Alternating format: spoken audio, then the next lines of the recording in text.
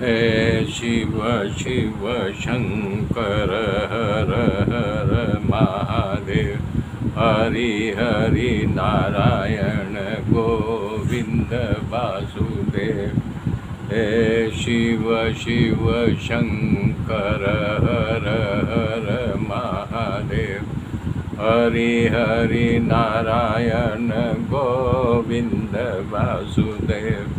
शिव शिव शंकर हर हर महादेव। हरि हरि नारायण गोविंद वासुदेव। ओम नमो भगवते वासुदेवाय। ओम परमात्मने नमः। तो जब रथ घोड़ा हाथी पालकी आज सजा करके उत्तानपाद अपने पुत्र ध्रुव के स्वागत करने के लिए पूरे गांव के साथ जब उस उपवन में पहुंचा तो देखा ध्रुव जी शांतचित बैठे हुए दौड़ करके बाह फैला करके उत्तानपाद अपने बाहों में भर लेते हैं और टप टप आंसू उनके कंधे पर गिरने लगता है। इस तरह सब आनंद में आ जाता है। तमाम नर नारी फूलों की वर्षा करते हैं, जय जयकार करते हैं। राजा उत्तानपाद के पाक की सराहना करते हैं कि देखो एक 5 वर्ष का बालक ध्रुव जो है भगवान की प्राप्ति करके आया।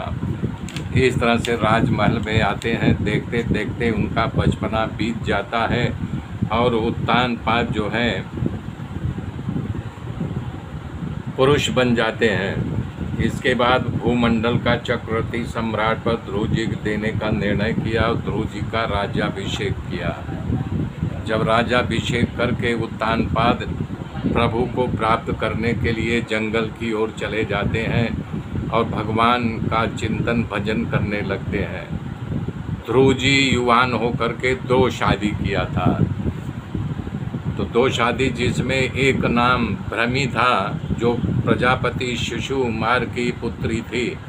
उसके द्वारा ध्रुव जी को 2 पुत्र हुए थे, कल्प और वत्सर। दूसरी पत्नी का नाम इला था जो वायदेह की पुत्री थी। उसके द्वारा ध्रुव जी को उत्कल नामक पुत्र हुआ। उत्तम का अभी तक विवाह नहीं हुआ था। एक दिन उत्तम शिकार खेलने के लिए हिमालय पर्वत पर गए।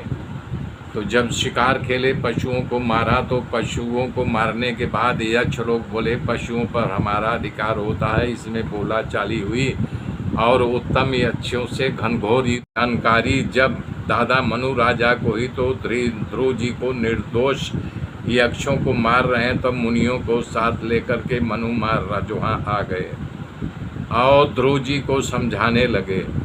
बोले बेटा अब बस करो, साधु को क्रोध करना शोभा नहीं देता है। क्रोध तो नरक का रास्ता दरवाज़ा है, नरक की ओर ढकेल देता है। जितना जब तक किया है सब बेकार जाता है। क्रोध के आवेश में यक्षों को मारकर तुमने भूल किया है। हे तात, ये कार्य करने में अपने कुल की मर्यादा योग्य नहीं है। जितने साधु पुरुष हैं तुम्हारी निंदा करेंगे। हे बेटा, भगवान श्री हरि उन्हों लोगों पर खुश रहते हैं जो अपने से बड़ों को सहन करते हैं, समान के साथ मित्रता करते हैं और अपने से छोटों के साथ करुणा करे और समस्त जीवों के साथ समता का व्यवहार करे। महामनुराज कह रहे हैं कि ये सब स्त्री पुरुष पंच भौतिक पुतला बने हैं। ये सब देह रूपी पिंड के संसर्ग से स्त्री पुरुष जन्म होता है। ये संसार में इसी तरह सृष्टि का चक्र चलता रहता है। परमात्मा की गुड़ी मई माया के द्वारा पालन और संहार होता है। बता रहे हैं ईश्वर उसमें निमित्त है और उसके निमित्त से उसके आश्रय से कार्य करणात्मक जगत जैसे लोह चुंबक को आश्रय से लोहा घूमता है, उसी तरह उत्पत्ति स्थिति और नाश होता हुआ दिखाई देता है। इसलिए हे पुत्र अब बस करो। तेरे भाई को मानने वाले एक कुबेर के अंचर नहीं, कारण के मनुष्य के जन्म मरण का वास्तविक कारण तो ईश्वर है। तभी तुम 5 वर्ष की आयु की उम्र में परम पुरुषोत्तम परमात्मा को प्राप्त किया है, ध्रुव पद को प्राप्त किया है। हे पुत्र, जन्म मरण केवल जो है भगवान के हाथ में होता है। परमात्मा के अंदर अपने ढूंढो। अध्यात्म दृष्टि से अंतर्यामी परमात्मा को अंदर खोजने से ही तेरी ये या मैं मेरा जो अविद्या का गांठ है उसे प्रभु काट डालेंगे। इस प्रकार से उनको उपदेश दे रहे हैं। और ये जो है कथा शांचित से मनु महाराज ने उनको बताया तो उन्होंने सुना और युद्ध को बंद कर दिया। मेरे मित्रों, आगे की गाथा कल जोड़ूंगा, तब तक के लिए जय श्री राम।